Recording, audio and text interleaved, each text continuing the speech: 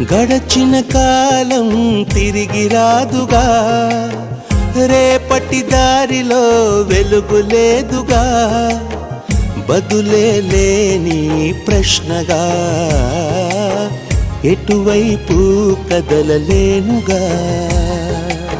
మనసేమో నిన్ను మరువలేదుగా, మరలా నిన్ను కలవలేదుగా, క్షణమో మరణం సాక్షిగా